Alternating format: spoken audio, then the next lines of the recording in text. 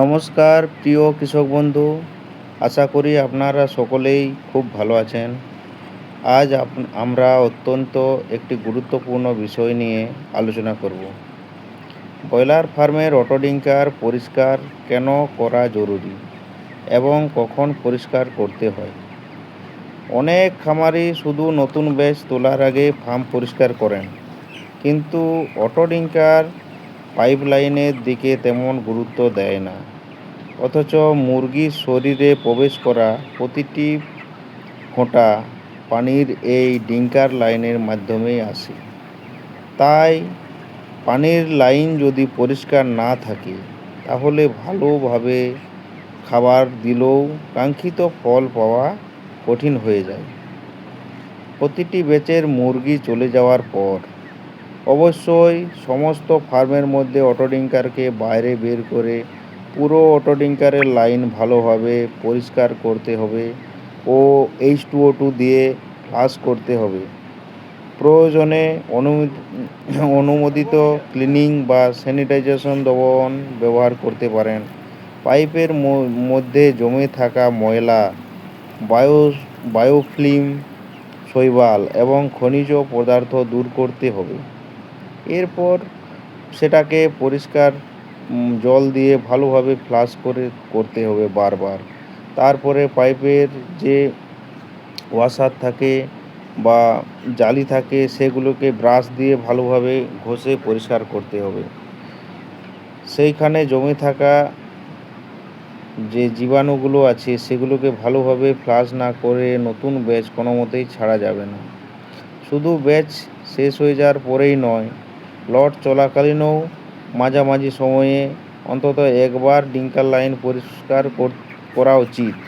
কারণ প্রতিদিনের পানির সঙ্গে বিভিন্ন ধরনের ময়লা, ওষুধের অবশিষ্ট অংশ এবং জীবাণু পাইপের ভেতর জমতে থাকে। সময় মতো পরিষ্কার না করলে এগুলো দ্রুত বংশবিস্তার করে এবং পানিকে দূষিত করে ফেলে। অটোডিঙ্কারের পরিষ্কার না করলে মুরগির মধ্যে ইকোলাই ব্যাকটেরিয়া সহজেই চলে আসে। সালমোনেলা, বিভিন্ন ব্যাকটেরিয়া সংক্রমণ ঝুঁকি বাড়তেই থাকে। এছাড়া মুরগির জল খাওয়া কমে যায়, খাবার গ্রহণেও ইচ্ছা জাগে না, ফলে মুরগির ওজন বৃদ্ধি কমে যায়।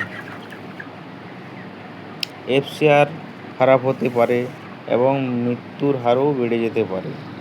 অনেক সময় নিপিল ডিঙ্কারও আটকে যায়, পানির প্রবাহ কমে যায়, যার ফলে মুরগি পর্যাপ্ত পরিমাণে পানি খেতে পারে না। সেজন্য ইকোলাই সমস্যাও আর কিডনির সমস্যাও দু ধরনেরই দেখা যায়।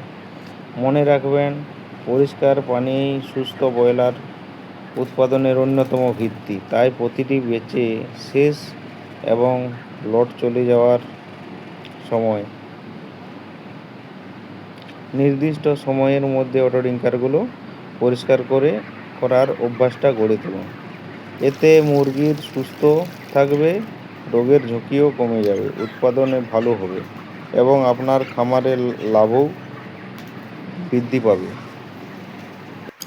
পাইপলাইন পরিষ্কার করার অ্যাকচুয়াল ডোজ হচ্ছে 100 ফুট হাফ ইঞ্চি পাইপের জন্য 9 লিটার জল আর 1 লিটার H2O2 দিয়ে আপনার পাইপলাইনে ট্যাঙ্কির সামনে যে ওভার পাইপটা আছে সেই ওভার পাইপের মধ্যে ঢালতে হবে। ট্যাঙ্কির চাবি অফ করার পর সেখান দিয়ে আপনি ঢালবেন এবং ওই জলের সঙ্গে একটু উজালা মিশিয়ে দিবেন যাতে কালার থাকে। সেই উজালা কালার যতক্ষণ না আসছে ততক্ষণ পর্যন্ত আপনাকে ওই অটোডিঙ্কারের উপরে যে ওভার পাইপ আছে সেই ওভার পাইপ দিয়ে জলটা ঢালতে থাকতে হবে। যখনই আপনার ফার্মের লাস্ট পর্যন্ত জলটা চলে আসবে, তখন ওই ওভার পাইপের চাবিটা আপনি অফ করে দিবেন। তারপরে আপনার ফার্মে অটোডিঙ্কারগুলো আপনি ঝেড়ে পরিষ্কার করে নেবেন। তাহলে আপনার ফার্মটা খুব ভালোভাবে ক্লিনিং হবে।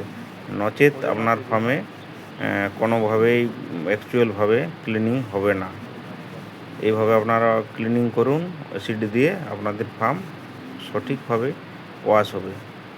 ভিডিওটি ভালো লেগে থাকলে একটু লাইক, কমেন্ট, শেয়ার করে পাশের বেল আইকনটি অন করে দিবেন। ধন্যবাদ।